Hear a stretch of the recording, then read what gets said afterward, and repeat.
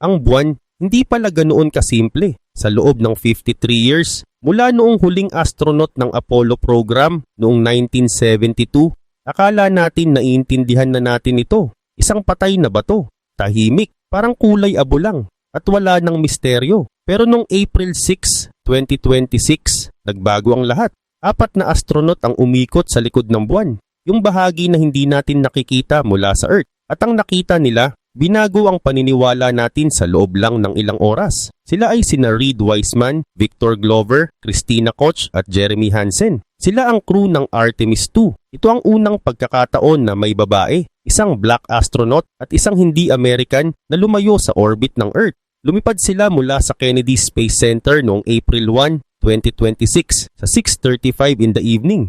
Sakay nila ang pinakamalakas na rocket na ginawa ng NASA, ang Space Launch System. Napakataas nito at sobrang lakas ng tulak. Sa loob ng mas mababa sa 5 minutes, nakalabas na sila sa orbit ng Earth at mula sa sandaling iyon, wala nang atrasan. Ang ruta nila ay tinatawag na free return. Ibig sabihin, kahit masira ang makina ng spacecraft, ibabalik pa rin sila ng gravity ng buwan pabalik sa Earth. Ito rin ang ginamit sa Apollo 13 noong 1970. Ito ang pinakaligtas na ruta. Pero ipinapakita rin nito kung gaano ito kadelikado. Dahil ang pinakaligtas na option ay yung handa kahit tuluyang masira ang makina.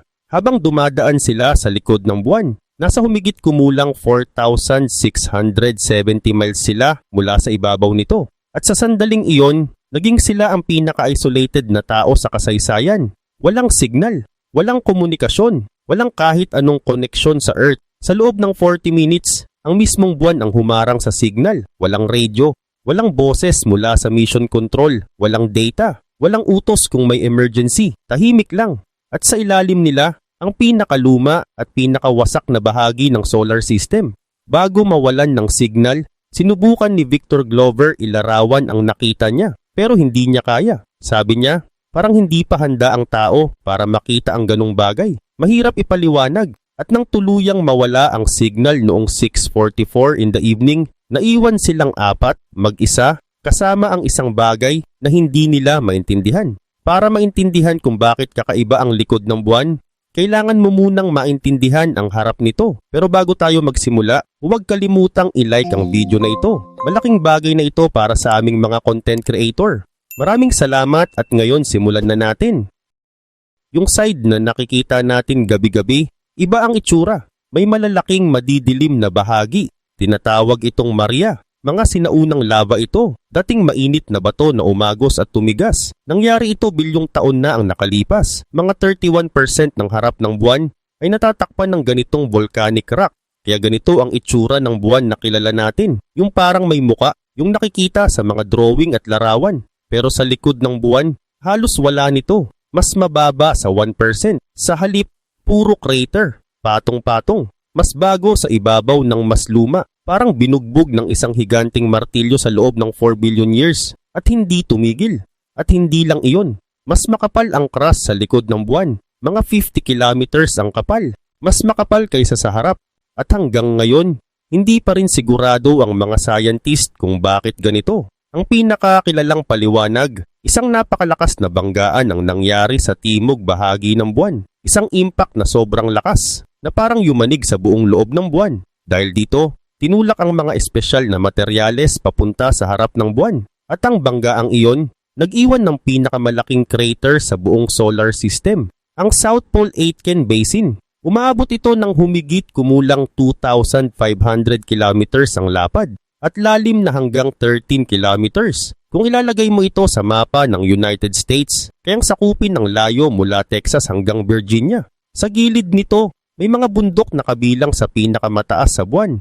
Umaabot ng 8,500 metro ang taas. Pero ang pinakakaiba, hindi lang sa ibabaw, kundi sa ilalim. May nakatago. Noong 2019, isang grupo ng scientist na pinangunahan ni Peter James, pinag-aralan ang gravity ng lugar gamit ang data mula sa Grail mission at Lunar Reconnaissance Orbiter. At ang natuklasan nila, isang kakaibang mass sa ilalim ng lupa. Nasa mga 300 kilometers ang lalim. Isang napakabigat na bagay. Tinatayang may bigat na 2.18 quintillion kilograms. Para itong isang napakalaking tipak ng metal na mas malaki pa ng 5 beses kaysa sa Big Island ng Hawaii na nakabaon sa ilalim ng buwan.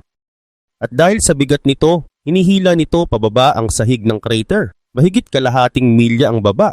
Ang pinakaposibleng paliwanag, ito ang metal na puso ng asteroid na bumangga sa buwan bilyong taon na ang nakalipas. At hanggang ngayon, nandun pa rin, parang bala na hindi na natanggal sa katawan. At ang crew ng Artemis 2, sila ang unang tao na nakita ang gilid ng napakalaking basin na ito. Gamit ang sarili nilang mga mata, hindi nila ito nakita sa kamera, hindi rin sa data lang. Nakita nila ito mismo sa bintana ng spacecraft. Ang mga astronaut ng Apollo program, hindi nila ito nakita noon. Iba kasi ang ruta nila. At hindi rin tumama ang tamang liwanag ng araw. Pero ang Artemis 2, iba ang dinisenyo. Mas malapit at may anggulo na tinamaan ng araw ang mga 21% ng far side. Sapat para makita ang mga bagay na wala pang taong nakakita dati. Isa sa mga target nila, iba kasi ang ruta nila. Isang malaking marka ng banggaan, halos 600 kilometers ang lapad at tinatayang 3.8 billion years na ang tanda. Mula sa itaas, para itong target mark, parang bullseye na tumama sa buwan. Pinaghandaan ito ng crew. Nagtraining sila sa mga lugar tulad ng Iceland para matutunan kung paano kilalanin ang mga anyo ng lupa. Dahil hindi sila scientist, mga piloto at engineer sila. Napansin ni Christina Koch na ang mga mas bagong crater sobrang liwanag kumpara sa paligid na luma at madilim. Para daw itong maliliit na butas sa ilaw na kumikislap sa kulay puti. Bago pa sila makarating sa far side, may isa pa silang nakita. Isang kakaibang marka sa ibabaw ng buwan, ang Rainier Gamma. Para itong guhit ng puting pintura sa ibabaw ng madilim na bato. Pero kakaiba ito. Wala itong taas. Hindi ito crater. Hindi rin lava. Flat lang, parang marka lang. At mas lalong nakakagulat, tugma ito sa isang magnetic anomaly sa ilalim ng buwan. Ibig sabihin, may kakaibang nangyayari sa loob na hindi pa rin lubos na naiintindihan ng science. Walang global magnetic field ang buwan. Matagal na itong wala, mga billions of years na. Pero kahit ganun, may mga bahagi pa rin ng bato na may magnetism, parang bakas ng isang bagay na dati ay nagpoprotekta dito. Ang Rainier Gamma, nasa ibabaw ng isa sa mga lugar na ito at hanggang ngayon, hindi pa rin sigurado ang mga scientist kung bakit. Posibleng pinoprotektahan nito ang ibabaw laban sa solar wind o baka may ibang dahilan pa na hindi pa natin naiintindihan. Dahil dito, ginawa itong priority target ng Artemis 2. Kinuhanan ito ng larawan ng crew habang dumadaan sila. Habang nagmamasid, napansin ni Victor Glover ang tinatawag na Terminator. Ito yung linya sa pagitan ng maliwanag at madilim na bahagi ng buwan. Sa part na ito, nag-iiba ang itsura ng mga crater dahil sa anggulo ng ilaw, lumalalim ang mga anino. Parang mga butas na diretso papasok sa loob ng buwan. Sabi ni Glover, parang may magic doon. Parang may mga ilaw at dilim na pwede mong hulugan. Hanggang gitna ng buwan. Habang siya ay nakatingin doon, sina Christina Koch at Jeremy Hansen naman kumukuha ng larawan ng ibang bahagi tulad ng Vavilov Crater na nasa gilid ng mas malaking Hertzsprung Basin. Habang nangyayari ito, ang team sa Earth ay nag-u-update ng instructions real-time base sa nakikita ng crew at may isa pa silang napansin na hindi gaanong nakikita sa mga larawan mula sa satellite, mga kulay. Hindi lang puro gray ang buwan, may bahagyang brown, may green, at sa ibang lugar, may kaunting blue, mga kulay na mas malinaw makita ng mata kaysa sa kamera. At mahalaga ito, dahil ang kulay, nagsasabi kung anong klaseng mineral ang nasa lupa at kung gaano ito katanda. Ang mga nakita nila, hindi lang basta maganda, may dala itong impormasyon na pwedeng magbago sa pagkaintindi natin sa kasaysayan ng buwan. At may isang bagay na medyo nakakabahala. Noong 2023, may natuklasan ng mga researcher, isang bahagi sa ilalim ng far side ng buwan na mas mainit kaysa sa paligid. Mga 10 degrees Celsius ang diferensya at nasa lawak na humigit kumulang 50 kilometers. Hindi ito normal. Ang pinaghihinalaan nilang dahilan, isang malaking tipak ng granite, isang uri ng bato na karaniwan sa Earth pero halos wala sa buwan. At dito nagiging kakaiba dahil para mabuo ang granite, kailangan ng tubig at plate tectonics, dalawang bagay na wala naman sa buwan. Kaya ang tanong, paano ito nabuo? Ayon sa mga scientists, posibleng ito ay natira mula sa isang sinaunang bulkan na tumigil na mga 3.5 billion years na ang nakalipas. Pero hanggang ngayon, may natitira pa ring init. Sabi ni Matt Ziegler, mas kahawig ito ng nakikita natin sa Earth kaysa sa inaasahan sa buwan. At dito pumapasok ang mas malalim na tanong. Kung may mainit pa sa ilalim, ano pa kaya ang nandun? Hindi lang yun, may isa pang misteryo. Ang mga lava tubes, mga tunnel sa ilalim ng buwan na nabuo mula sa sinaunang lava. May mga butas na nakikita mula sa orbit na parang pasukan papunta sa loob at posibleng malalaki ang espasyo sa loob, sapat para magkasya ang malalaking structure. Pero hanggang ngayon, hindi pa alam kung gaano kalaki, kung gaano karami, at kung gaano katibay. At ang mas nakakakaba, ano ang nasa loob? Maaaring gas, maaring malinis na volcanic materials, o kaya ibang kondisyon na sobrang iba sa ibabaw. Sa ngayon, hindi pa natin alam, sarado pa ang mga ito. At sa mga susunod na Artemis program missions, posibleng ito ang susunod nilang tuklasin. Pero habang nangyayari ito, may isa pang nakita ang crew ng Artemis 2 na wala pang taong nakakita dati mula sa ganitong distansya at anggulo. May isa pa silang nakita na halos walang tao ang nakaranas, isang total solar eclipse mula mismo sa orbit ng buwan. Habang umiikot ang spacecraft, dumaan sila sa likod ng buwan at unti-unting natakpan ng araw hanggang sa tuluyan itong nawala. Sa loob ng halos 54 minutes, ganap ang dilim. Mas matagal kaysa sa kahit anong eclipse na nakikita sa Earth. Sa paligid, lumabas ang korona ng araw. Yung outer layer nito, parang maliwanag na singsing na pumapalibot sa buong buwan. Sabi ni Victor Glover, sobrang liwanag nito na parang tinatakpan ng buong buwan ng ilaw. Napansin naman ni Jeremy Hansen na habang naka-eclipse, naiilawan ng buong gilid ng buwan. Kita ang mga bundok, mga ridge, mga anyo ng lupa na nakasiluwet laban sa matinding liwanag parang apoy sa gilid ng dilim. Pero may mas kakaiba pa silang nakita. Habang naka-eclipse, may mga biglaang kislap sa ibabaw ng buwan. Mga mabilis na ilaw na agad nawawala. Napansin ito ni na Jeremy Hansen at Reed Wiseman. Posibleng maliliit na meteorite na tumatama sa buwan. Agad silang tinanong ng mga scientists sa Earth at kinumpirma nila na may nakita nga silang kahit isang malinaw na flash. Pero hindi nila masasabi kung gaano ito katagal. At dito mo maiintindihan kung gaano ka-exposed ang buwan. Wala itong atmosphere, walang proteksyon, walang shield. Lahat ng galing sa space, diretsyong tumatama, maliliit na bato, radiation, solar wind, lahat. At hindi ito bago. Sa loob ng maraming taon, may mga tao na nakakakita ng mga ganitong kislap mula sa Earth. Mga ilaw na biglang lumilitaw at nawawala. Tinatawag itong transient events. Yung iba, galing sa impact ng meteor. Yung iba, posibleng alikabok na lumilipad dahil sa electric charge o gas na lumalabas mula sa loob. Pero hanggang ngayon, hindi pa rin lahat naiintindihan. Walang nakakaalam ng sigurado. Posible na yung nakita ng crew ng Artemis 2 ay isa sa mga misteryosong kislap na yon. Isang flash na hindi na nila na-verify dahil kulang ang oras. Hindi ito ang unang beses na may ganitong nangyari. Nung panahon ng Apollo missions, may mga astronaut na nag-report din. Kahit nakapikit sila, nakakakita sila ng parang ilaw, mga guhit ng liwanag sa likod ng kanilang mga mata. Ang dahilan, mga high-energy particles mula sa space na tumatagos mismo sa kanilang retina.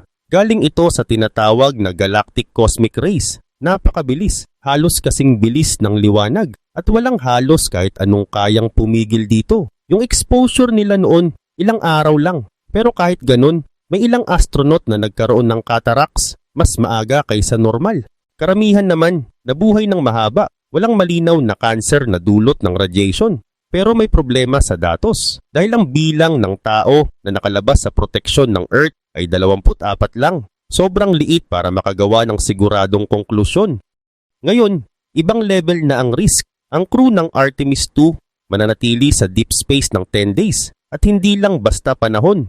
Nasa gitna sila ng solar maximum. Ito ang pinakaaktibong phase ng araw sa loob ng 11-year cycle nito. Dito, pinakamataas ang tsansa ng solar storms. At kapag may malakas na solar storm, pwedeng umabot sa halos nakamamatay na radiation sa loob lang ng ilang oras. May proteksyon ang Orion spacecraft, mas advanced kaysa sa Apollo, pero hindi pa rin sapat laban sa lahat dahil ang cosmic rays galing sa pagsabog ng mga bituin.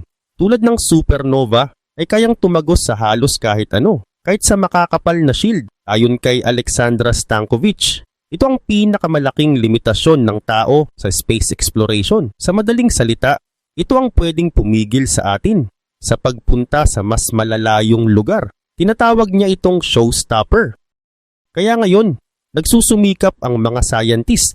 Sinusubukan nila ang iba't ibang paraan, mga experimental na gamot, mga espesyal na pagkain or supplements, at kahit mga advanced na ideya tulad ng gene therapy, mga teknik na hango sa mga organism na kayang mabuhay kahit mataas ang radiation.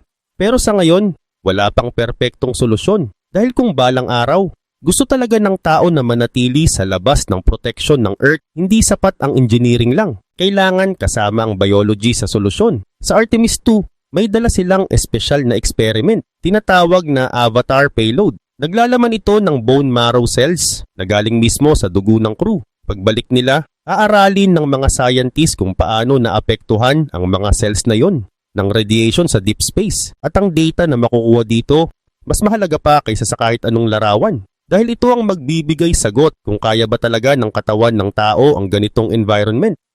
Habang nasa likod sila ng buwan, may isang kritikal na bagay na nangyari. Wala silang communication. Sa loob ng 40 minutes, walang signal, walang tulong. Kung sakaling may solar storm na tumama, walang makakaalam sa Earth. Hanggang sa bumalik ang signal, handa naman sila. May training, may protocols. Ang Orion spacecraft kayang mag-supply ng oxygen kahit emergency. May pressure suits din sila. Pero kahit gaano pa kahanda, hindi mababago ang katotohanan. Sa loob ng 40 minutes na yon, 4 na tao lang sila. Nasa loob ng capsule na kasing laki lang ng isang malaking van, hiwalay sa Earth.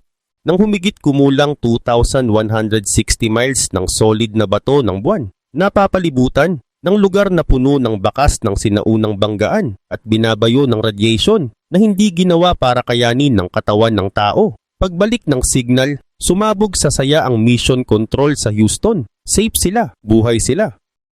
At may dala silang kwento na hindi pa naririnig noon. Sinabi ng crew na nakita nila ang Earth habang unti-unting nawawala. Isang maputlang asul na crescent na dahan-dahan lumulubog sa likod ng kulay abong ibabaw ng buwan. Tinawag ng NASA ang larawang iyon na Earthset, kabaligtaran ng sikat na Earthrise. Nakuha ng Bill Anders noong 1968. Pero sa pagkakataong ito, hindi umaangat ang Earth. Paalis ito. Naglalaho. Unti-unting nawawala sa likod ng buwan. Ikinuwento ni Christina Koch ang sandaling iyon sa pinakasimple pero malalim na paraan. Sabi niya, kapag nakita mo ang Earth mula sa ganong perspective, maiintindihan mo kung gaano tayo magkakapareho na lahat ng kailangan natin ibinibigay ng Earth at hindi mo yun lubos na maiintindihan hanggat hindi mo nakikita mula sa malayo.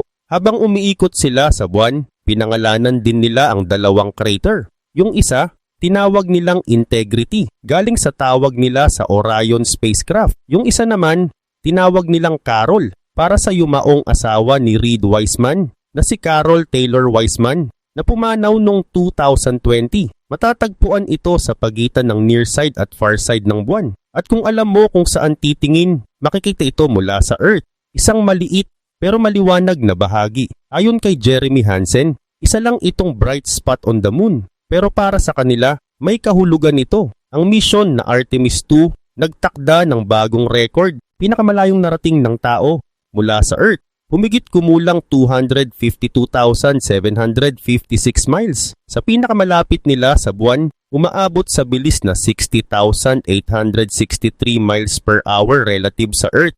Ang buong observation nila tumagal ng 7 hours. At sa loob ng panahong iyon, libo-libong larawan ang kanilang nakuha.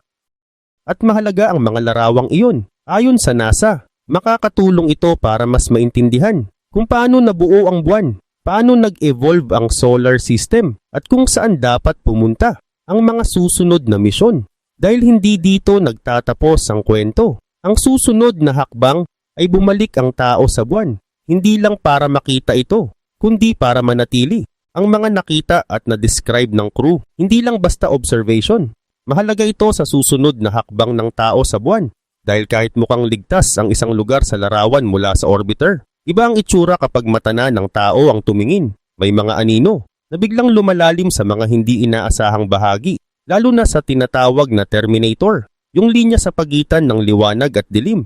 Dito nagiging delikado ang terrain, kaya ang mga detalye na ito ang magdedesisyon kung saan talaga bababa ang susunod na misyon. At ang far side ng buwan, unti-unti nang nagiging mahalagang lugar. Hindi pa sa politika, pero sa science. Noong January 2019, nakagawa ng kasaysayan ng Chang'e 4 ng China National Space Administration. Ito ang unang matagumpay na landing sa far side ng buwan, sa loob ng Von Karman Crater, isang malaking crater na may lawak na humigit kumulang 186 kilometers. Bahagi ito ng South Pole Aitken Basin, isa sa pinakamalalaking impact area sa solar system. Pero may problema. Hindi kayang direktang makipag-communicate sa Earth mula sa far side. Kaya gumamit sila ng relay satellite na tinatawag na Queqiao. Ito ang nagsilbing tulay ng signal. Ang rover na dala nila nakakita ng mga mineral tulad ng olivine at pyroxene. Ibig sabihin, yung impact na gumawa ng basin, umabot hanggang sa ilalim ng buwan at nailabas ang mga materyales mula sa loob nito.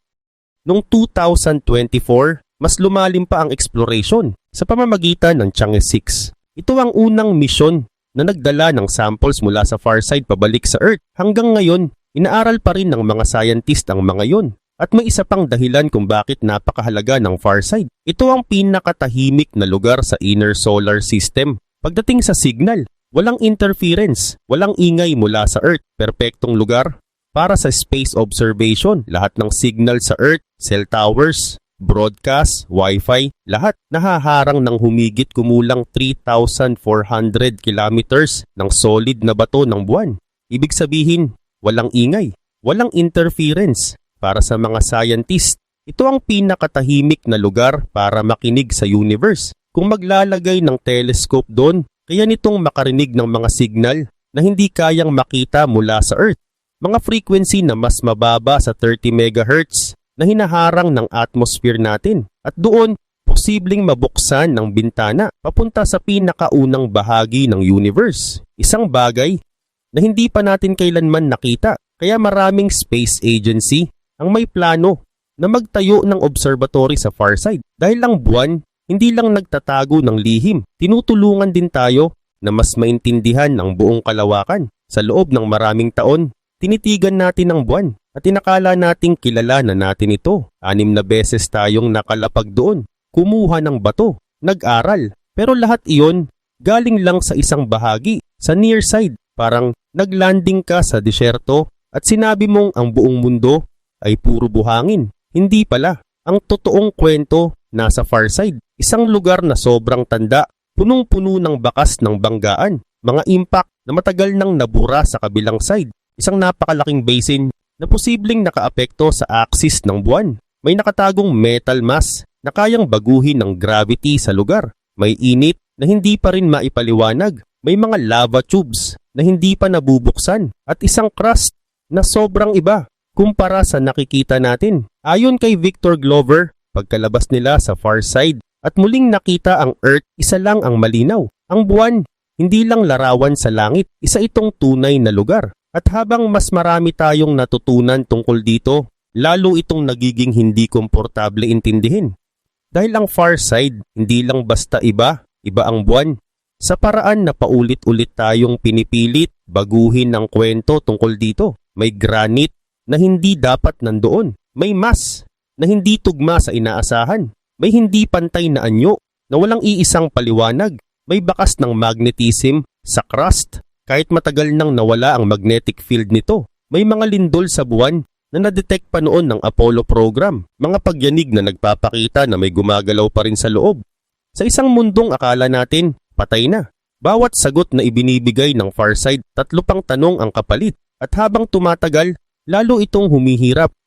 Ang buwan, hindi pala ito ang inaakala natin. At ang totoo, nagsisimula pa lang tayong maintindihan kung ano talaga ito. At dito nagiging mas malinaw ang isang bagay. Habang mas lumalapit ang tao sa buwan, mas dumadami ang tanong kaysa sagot. Hindi ito simpleng pagbisita lang sa space. Isa itong simula ng mas malalim na pag-intindi sa mga bagay na matagal na nating minamasdan. Pero hindi pa talaga nauunawaan. At sa bawat misyon na susunod, hindi lang buwan ang matutuklasan, kundi pati kung hanggang saan talaga ang kayang abutin ng tao. At baka ito na talaga ang simula ng mas malinaw na pag-intindi natin, hindi lang sa buwan kundi sa kung ano pa ang kaya nating tuklasin.